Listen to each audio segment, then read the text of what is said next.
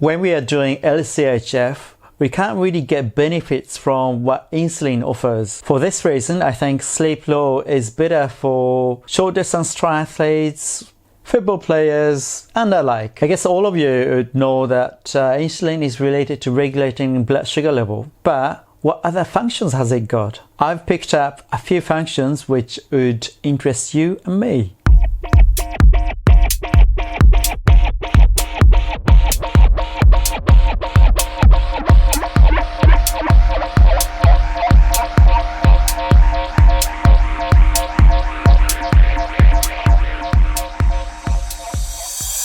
A big point related to exercise is insulin promotes protein synthesis within skeletal muscles. Therefore, it affects the top-end performance. It is also related to taking amino acids into muscles. So, for example, if you're taking supplements for your muscles, they won't work effectively without enough insulin in blood. The next is something related to tryptophan, which affects mood and sleep. I think you all know so-called happy hormone, serotonin. When we take carbohydrates, the level of tryptophan goes up in blood because of insulin released by the pancreas. So more tryptophan would reach the brain. When it's not enough, it affects the amount of serotonin produced in the brain, and that affects your mood. Also, melatonin, which affects our sleep a lot, is made from serotonin, so we have to be careful. However, if the high blood sugar level stays for a very long time, it might become a cause of insulin resistance. When we lack sleep,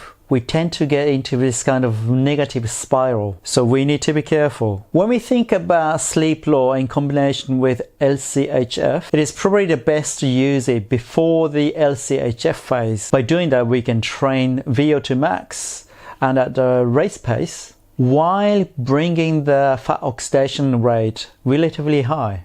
That makes it easier to start the LCHF phase. For short distance triathlon and some sports like football, as I mentioned, perhaps it's better not to do the LCHF phase, but get straight into the race or the matches because it requires more speed. You need to look at the whole season and check the priorities so you can plan the whole thing accordingly, using advantages from both LCHF and Sleep Low. I make this kind of quite geeky training videos and also health diet kind of videos for more ordinary people. If you haven't subscribed, please do so now, and see you next time.